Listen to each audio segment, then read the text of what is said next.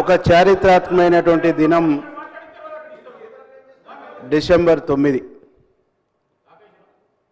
దాదాపు తెలంగాణ సమాజం మొత్తం, సకల జనులు, అన్ని వర్గాల, అన్ని సెక్షన్ల ప్రజలు ఒక ఉద్విగ్నంగా, ఒక ఉద్రేకభరితంగా చూసినటువంటి రోజు ఈరోజు. శ్రీమతి సోనియా గాంధీ గారు ఆనాటి హోమ్ మినిస్టర్ చిదంబరం గారిని ఒక స్టేట్మెంట్ ఇయ్యని పంపిస్తున్నటువంటి సందర్భంలో 4 కోట్ల మంది ప్రజలు సోనియా గాంధీ గారి నిర్ణయం,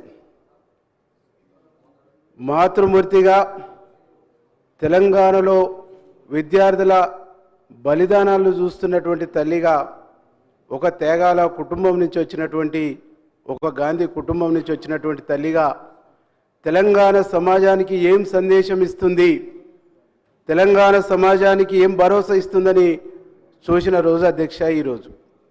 ఆ సోనియా గాంధీ తెలంగాణ ప్రక్రియ ప్రారంభమైందని చెప్పేసి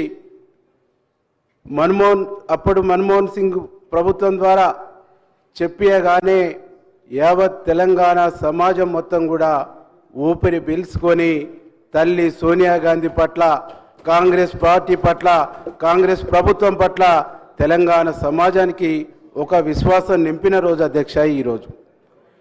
ఈ విశ్వాసం నింపినటువంటి ఈరోజు ఆ తదుపరి ప్రక్రియ 2014లో తెలంగాణ రాష్ట్రం ఏర్పడ్డ తర్వాత గౌరవ సోనియా గాంధీ గారి కలలు, సోనియా గాంధీ గారు ఆశించిన తెలంగాణ, సోనియా గాంధీ కలలు కన్న తెలంగాణ గడిచిన 10 సంవత్సరాల్లో విధ్వంసమవుతున్న తీరు చూసి నిజంగా సోనియా గాంధీ గారు ఎంతో బాధపడ్డారని చెప్పేసి ఈ సందర్భంగా నేను గుర్తు చేసుకుంటున్నా అధ్యక్ష.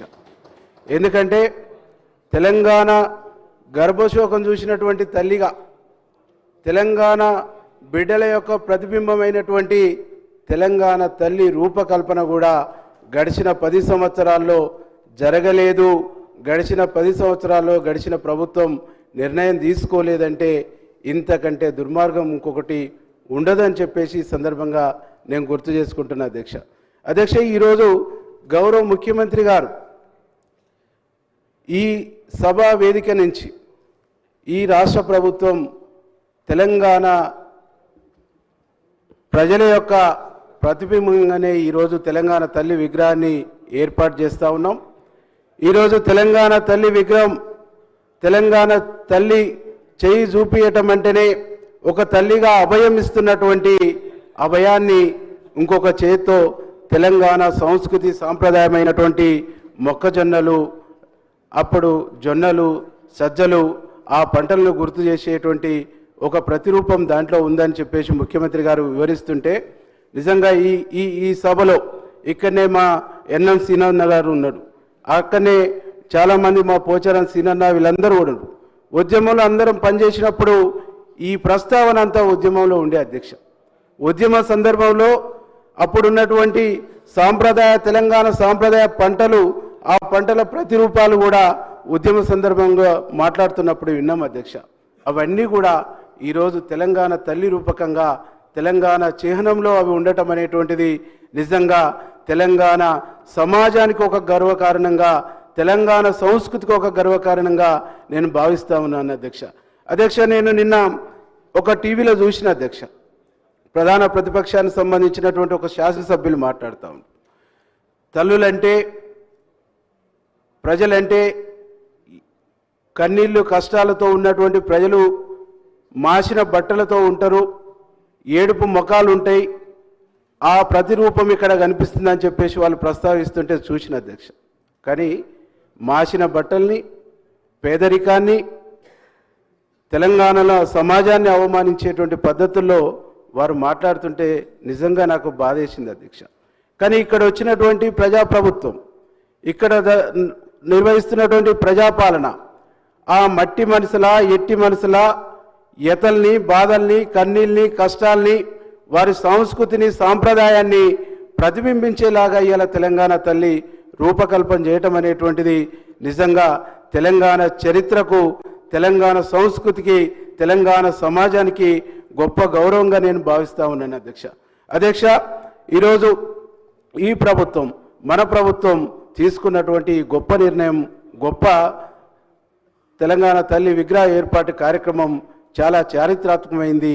గడిచిన పాలకులు, గడిచిన ప్రభుత్వాలు ఈ సంస్కృతిని, సాంప్రదాయాన్ని విస్మరించిండ్రు. ఎవరు సలహాలు, ఎవరు సూచనలు కూడా తీసుకోలేదు.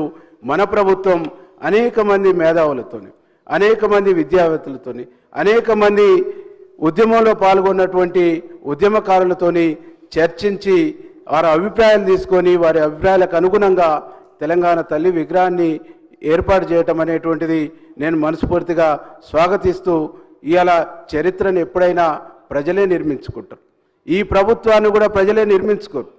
ప్రజలు నిర్మించుకున్న చరిత్ర ప్రజలు నిర్మిస్తారు. కాబట్టి ప్రజలు నిర్మించుకున్న, ప్రజలు ఏర్పాటు చేసుకున్న ప్రజాప్రభుత్వం ప్రజల మనోభావాలకు అనుగుణంగా తీసుకున్నటువంటి నిర్ణయాన్ని రూపకల్పన చేసినటువంటి ఈ తెలంగాణ తల్లి విగ్రహాన్ని మనస్ఫూర్తిగా నేను అభినందిస్తూ ప్రభుత్వాన్ని, ఈ విగ్రహ ఏర్పాటును స్వాగతిస్తూ ప్రజలందరూ కూడా దీంట్లో పెద్ద ఎత్తున పాల్గొంటారని చెప్పేసి తెలియజేస్తూ నాకు ఈ అవకాశం ఇచ్చినందుకు ధన్యవాదాలు తెలియజేస్తున్నా అధ్యక్ష.